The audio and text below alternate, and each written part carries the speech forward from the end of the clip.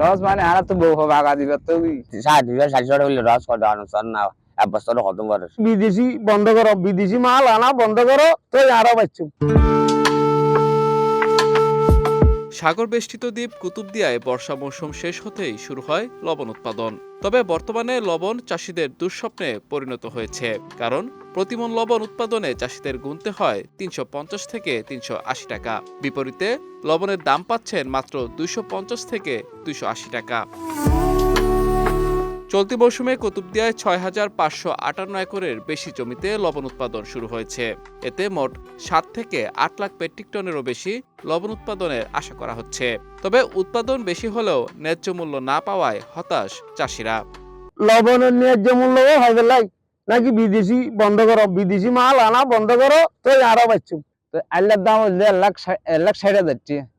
তো লবণ উড়ার তো বেচা কিনা আর অর্ধেক টিয়া লস যাবে, প্রায় 350 টাকা মতো কিনা ভরে মন।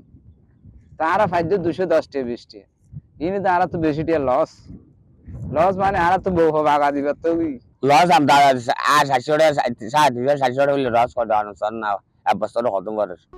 এদিকে লবণের ন্যায্য মূল্য নিশ্চিতে মিল মালিকদের সিন্ডিকেট ভাঙা এবং আমদানি বন্ধ করার কথা জানান লবণ চাষী কল্যাণ সমিতির সভাপতি। লবণ মিল মালিকের সিন্ডিকেট ভাঙতে পারলে আমরা ইনশাল্লাহ আবার আগের মতো ন্যায্য মূল্য পাবো।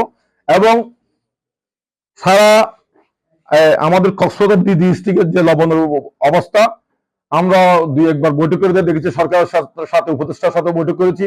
সবাই বলতেছে বাহির থেকে যে লবণ আসতেছে কাঁচা লবণ ইয়ের জন্য, গার্মেন্টসের জন্য, ওইটাও সরকারকে একটা সীমাবদ্ধ ভিতরে রাখতে হবে, যেন যে কেউ এটা কি করতে না পারে, আমদানি করতে না পারে। সরকারের সুদৃষ্টিতে শিগগিরই ঘুরে দাঁড়াবে কুতুবদিয়ার লবণ শিল্প, এমনটাই প্রত্যাশা চাষিদের।